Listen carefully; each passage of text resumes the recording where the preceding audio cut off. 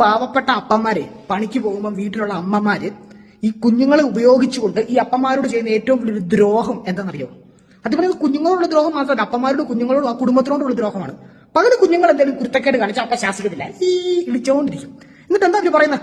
നീ കുരുത്തക്കേട് കാണിച്ചോ, നിന്റെ അപ്പനിങ്ങ് വരട്ടെ, ഞാൻ പറഞ്ഞു കൊടുക്കും.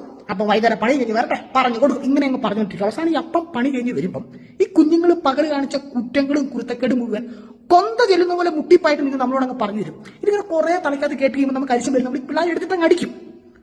അപ്പം ഇടയ്ക്ക് കയറിട്ട് അയ്യോ എന്റെ കുഞ്ഞിനെ തല്ലല്ലേ, എന്റെ കൊച്ചു പാവാണേ, അവൻ അറിയാതെ ഇത് ഓതാണേ, ഓ എന്തൊരു സ്നേഹം, എന്തൊരു സ്നേഹം. ഇത് കാണുന്ന കുഞ്ഞുങ്ങൾ എന്താ പറയുന്നത്? ഈ കുഞ്ഞുങ്ങളുടെ മനസ്സിൽ നമ്മൾ അപ്പന്മാര് കൊലപ്പുള്ളി അപ്പനുമാകും, ഈ അമ്മമാർ ഒടുവിൽ ഉണ്ണികൃഷ്ണനുമാകും.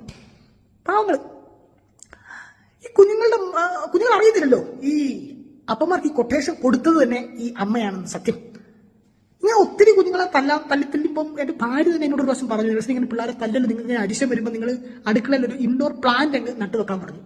ഞാൻ അങ്ങനെ അരിശം വരുമ്പോൾ എല്ലാ ദിവസം പണി കഴിഞ്ഞ് വരുമ്പോൾ ഇൻഡോർ പ്ലാന്റ് നട്ടുവെച്ചു. ഇപ്പൊ അടുക്കള ആമസോൺ കാർഡ് പോലെയായി. ഇപ്പൊ അരിശം വരുമ്പോൾ വടി തപ്പി എങ്ങും പോകണ്ട, ഈ ഭാര്യ തന്നെ എനിക്ക് അതിന്റെ ഒരു വടി പിടിച്ചെങ്കിൽ തരും പിള്ളേരെ തല്ലാൻ വേണ്ടി. എന്നിട്ട് എന്തൊരു ക്രൂരത ഇവർ കാണിക്കുന്നത് നിങ്ങൾക്ക് മനസ്സിലാകുന്നില്ല. ഈ സമൂഹം ഒന്നും മനസ്സിലാക്കുന്നില്ല. ഇവരിടയ്ക്കിടയ്ക്ക് പറയുന്നുണ്ടല്ലോ 10 മാസം ചുമന്ന് പെറ്റ് കിടക്ക്. ഈ ആഴ്ച 5 പ്രാവശ്യം പറയും, അയ്യോ 10 മാസം ഞാൻ എത്ര കഷ്ടപ്പെട്ട ചുമന്നാ പെറ്റെന്നറിയാവോ? ഇവരുടെ ഈ കയ്യിൽ ഇവർ 10 മാസമല്ല, ഒരു 25 മാസമെങ്കിലും ചുമന്ന് പ്രസവിക്കേണ്ടതായിരുന്നു. എന്നാലും ഇവർക്ക് ഈ ബുദ്ധിമുട്ട് മനസ്സിലാത്തുള്ളൂ.